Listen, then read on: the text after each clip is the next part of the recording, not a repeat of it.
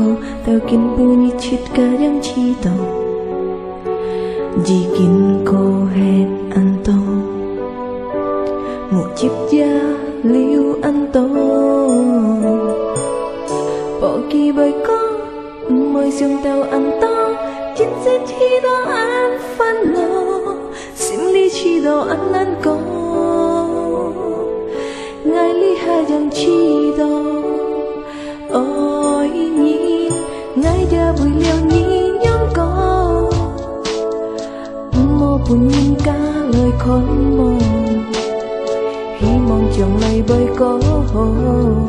vui liều cả thiên cả vui liều xe phố liều ra cầm chín ôi kết có suy gian nhà lưu mô ăn cõi cô một chiếc liều hà xin thùng mô nhìn thì ngày chơi chi đó ơi lối con gì đi ngày ơi nhi chung lời cam chín ngày một giông cô tao kinh punya chit kadang chito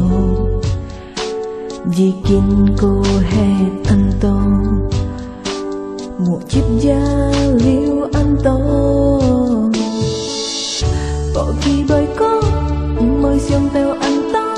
chiến sĩ chi lo ăn phân lo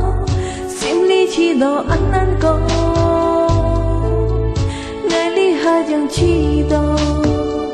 ôi nhìn ngày đã bùi liều nhí nhung có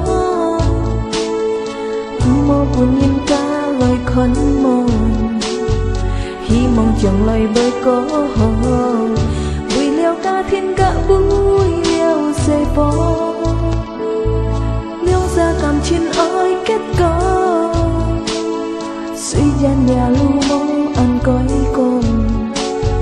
một chiếc liều hà xin thuông mô nhìn thì ngày chơi chi đó ơi lối công gì đi ngày ơi nhi ôi nhìn ngày đã vui liều nhí nhung có mong buồn nhìn cả lời khôn mong khi mong chồng lời bởi có vui liều cả thiên cả vui liều xe phố liều ra gầm chín ơi kết có suy gian nhà lưu mong ăn cõi con một chiếc liều hà xin thùng mô nhìn thì ngày chơi chi đó ơi lối con gì đi ngày ơi nhi chung lời cam chín ngày mô xiong cô kinh punya chit kadang chito jikin ko het anto một chiếc